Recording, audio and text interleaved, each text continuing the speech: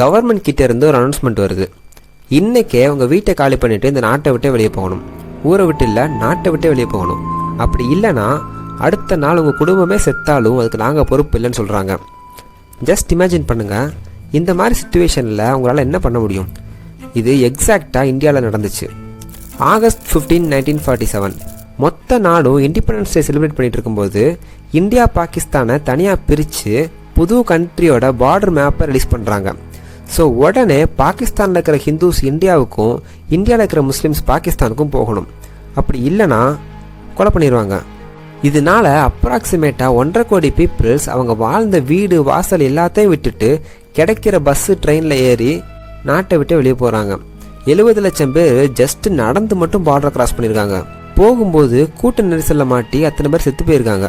அப்படி போனவங்களையும் சும்மா விடாமல் இந்த மதவெறி பிடிச்சவங்க இன்னொரு மதத்தை அசிங்கப்படுத்துறதுக்கு அவங்க சூஸ் பண்ண ஆப்ஷன் அந்த மதத்தில் இருக்கிற பொண்ணுங்க. 75,000 பேர் காணாமல் போயிருக்காங்க.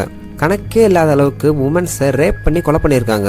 இதுக்கு பயந்து அவங்க வீட்டு பொண்ணுங்களை அவங்களே உன்னை எங்களால் பார்த்துக்க முடியாதுன்னு சொல்லி கிணத்துல தள்ளி விட்டு விஷம் கொடுத்து கொலை பண்ணியிருக்காங்க. இது மட்டும் இல்லாமல் கூட்ட நெரிசலில் எத்தனையோ குழந்தைங்க காணாமல் போயிருக்காங்க.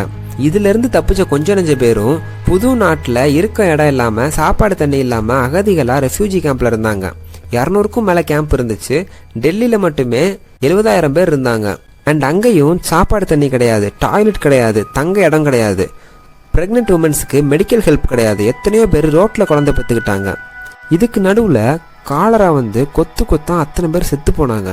எந்த ஒரு போர் பஞ்சம் எதுவும் இல்லாமல் ஜஸ்ட் மதம் பிடிச்ச மனுஷங்களால் அப்ராக்சிமேட்டாக 2 மில்லியன் பீப்புள் செத்து போனது இந்த நாட்டில் மட்டும்தான் நடந்திருக்கு.